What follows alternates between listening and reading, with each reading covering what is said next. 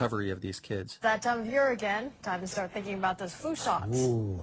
Also, there's a possible treatment for autism that some say is curing children. Baxter Burley looks and acts like a normal 6-year-old because he is. That's why it's hard to imagine that at age 3 he had full-blown autism. The same regional center that gave him the diagnosis, the same group of people, reversed his diagnosis. Something else that reversed, the amount of mercury in his system. It went from a high level of 13 to what's considered almost negligible, 0.5. No longer considered autistic. No longer considered autistic. That was a big day. We actually call it the day he lost his diagnosis, we call his second birthday.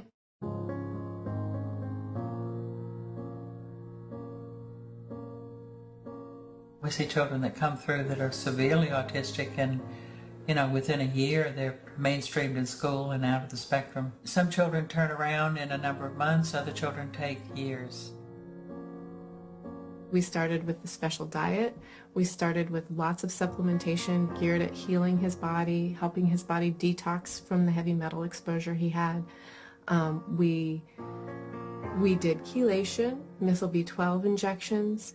We rented a hyperbaric oxygen chamber for our house. The self-stimulatory behaviors that we saw so much of are all gone. He's not covering up his ears.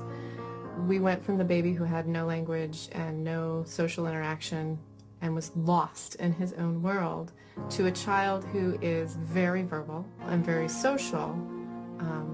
He's very much engaged in relationships with everybody in the family. Quinn has a best friend. He wants to see his friend every day. His friend wants to see him. Are you filming a movie? Yes. Yeah, and they're following me everywhere. He'll say, you know, when I had autism, and then talk about something that we weren't aware of how he was feeling. Imagine what could have been done to recover these children starting clear back in 1999, when the CDC first realized what was causing autism.